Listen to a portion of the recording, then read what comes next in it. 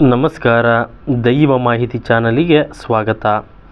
ಪ್ರತಿಯೊಬ್ಬರ ಜೀವನದಲ್ಲೂ ಹಣಕಾಸಿನ ತೊಂದರೆ ಇದ್ದೇ ಇರುತ್ತೆ. ಅಂತಹ ಹಣಕಾಸಿನ ತೊಂದರೆ ಕಡಿಮೆಯಾಗಬೇಕು ಎಂದರೆ ನಾವು ಕಷ್ಟಪಟ್ಟು ಜೀವನದಲ್ಲಿ ದುಡಿಯಲೇಬೇಕು. ಆದರೆ ಕೆಲವರಿಗೆ ಸಂಪಾದನೆ ಮಾಡಿದಂತಹ ದುಡ್ಡು ಕೈಯಲ್ಲಿ ನಿಲ್ಲುತ್ತಿರುವುದಿಲ್ಲ. ಯಾವ ರೀತಿ ಖರ್ಚಾಗುತ್ತೆ ಅಂತ ಅವರಿಗೆ ಗೊತ್ತಾಗುವುದಿಲ್ಲ. ಯಾರಿಗಾದರೂ ದುಡ್ಡನ್ನು ಕೊಟ್ಟು ಪ್ರತಿ ಬಾರಿ ಮೋಸ ಹೋಗ್ತಾ ಇರುತ್ತಾರೆ.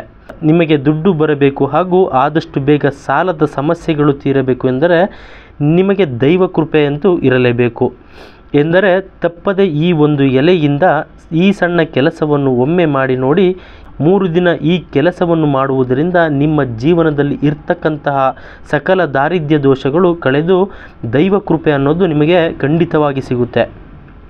ಶ್ರೀ ಆಂಜನೇಯ ಸ್ವಾಮಿ ಕೃಪೆ ಅನ್ನೋದು ಸಿಗಬೇಕು ಅಂದರೆ ಈ ಒಂದು ತಂತ್ರವನ್ನು 3 ದಿನ ನೀವು ಮಾಡಲೇಬೇಕು. ಯಾವ ಎಲೆಯಿಂದ ಮಾಡಬೇಕು ಮತ್ತು ಹೇಗೆ ಮಾಡಬೇಕು ಮತ್ತು ಯಾವ ದಿನ ಮಾಡಬೇಕು ಎಂದು ಈಗ ತಿಳಿಸಿಕೊಡುತ್ತೇವೆ, ಬನ್ನಿ.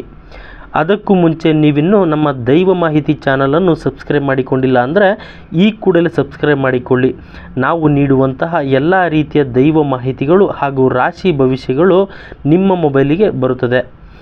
ವಿಶೇಷವಾಗಿ ಶ್ರೀ ಆಂಜನೇಯ ಸ್ವಾಮಿಯನ್ನು ನೆನೆಯುತ್ತಾ ಭಕ್ತಿಯಿಂದ ಈ ಒಂದು ತಂತ್ರವನ್ನು ನೀವು ಮಾಡಬೇಕು. ಇದನ್ನು ಮನೆಯಲ್ಲಿ ಯಾರು ಬೇಕಾದರೂ ಕೂಡ ಮಾಡಬಹುದು. ಯಾವುದೇ ಕೆಲಸಕ್ಕಾದರೂ ಕೂಡ ನೀವು ಇದನ್ನು ಮಾಡಬಹುದು.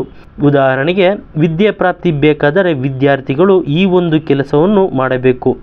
ಗಂಡ ಹೆಂಡತಿ ಕಲಹಗಳಿದ್ದರೆ ಅವರು ಕೂಡ ಇದನ್ನು ಮಾಡಬಹುದು.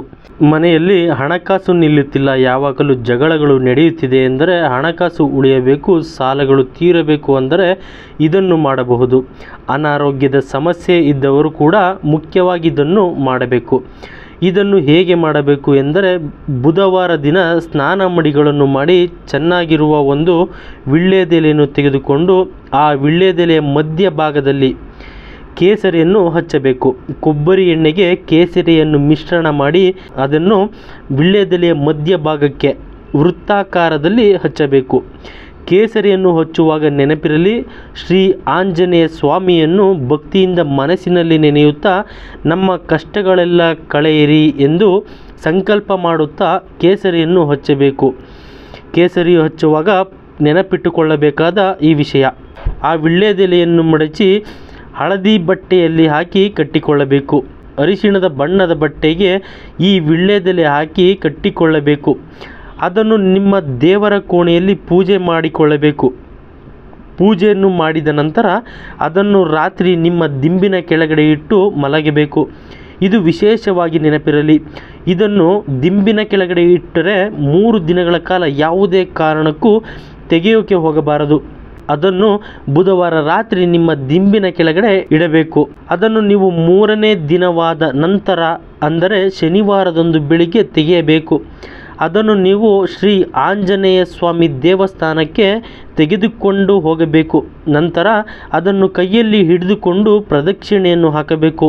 ನಂತರ ವೀಳ್ಯದೆಲೆ ಗಂಟನ್ನು ಅರಳಿ ಮರದ ಬುಡದಲ್ಲಿ ಇಟ್ಟು ಬರಬೇಕು. ಇದರಿಂದ ನಿಮ್ಮ ಎಲ್ಲ ಕೋರಿಕೆಗಳು ಈಡೇರುತ್ತೆ. ಕೆಲವರಿಗೆ 48 ದಿನದಲ್ಲಿ ಈಡೇರುತ್ತೆ, ಇನ್ನು ಕೆಲವರಿಗೆ 108 ದಿನದಲ್ಲಿ ಈಡೇರುತ್ತೆ. ಇನ್ನು ಕೆಲವರಿಗೆ ದೈವ ಕೃಪೆ ಇದ್ದರೆ ಆಂಜನೇಯ ಸ್ವಾಮಿಯವರ ಮೇಲೆ ಕಣ್ಣು ಬಿಟ್ಟರೆ 28 ದಿನದಲ್ಲೇ ಅಂದುಕೊಂಡ ಕೆಲಸ ಆಗುತ್ತೆ. ಆದ್ದರಿಂದ ಸಾಲ ತೀರಬೇಕು, ಅಂದುಕೊಂಡ ಕೆಲಸ ಆಗೋದು, ಕೊಟ್ಟಿರುವ ದುಡ್ಡು ಹಿಂದಿರುಗಿ ಬರಬೇಕು, ಅನಾರೋಗ್ಯದ ಸಮಸ್ಯೆ ಇದ್ದರೆ ಮತ್ತು ವಿದ್ಯಾಪ್ರಾಪ್ತಿಯಾಗಬೇಕು ಅಂದರೆ ಈ ಒಂದು ತಂತ್ರವನ್ನು ಮಾಡಿ. ಮತ್ತೊಮ್ಮೆ ವಿಶೇಷವಾಗಿ ನೆನಪಿರಲಿ, ಇದನ್ನು ಬುಧವಾರ ಶುರು ಮಾಡಿದರೆ ಸತತವಾಗಿ 3 ದಿನ ರಾತ್ರಿಗಳು ನಿಮ್ಮ ದಿಂಬಿನ ಕೆಳಗಡೆ ಅದು ಇರಬೇಕು. ಅದನ್ನು ಶನಿವಾರದಂದು ತೆಗೆಯಬೇಕು. ಆದ್ದರಿಂದ ನಂಬಿಕೆ ಇಟ್ಟು ಇದನ್ನು ಮಾಡಿ ನೋಡಿ, ನೀವು ಅಂದುಕೊಂಡಿದ್ದು ಈಡೇರುತ್ತೆ. ಈ ವಿಶೇಷ ಮಾಹಿತಿ ನಿಮಗೆ ಇಷ್ಟವಾದರೆ ಜೈ ಶ್ರೀರಾಮ್, ಜೈ ಆಂಜನೇಯ ಎಂದು ಬರೆದು ಕಾಮೆಂಟ್ ಮಾಡಿ.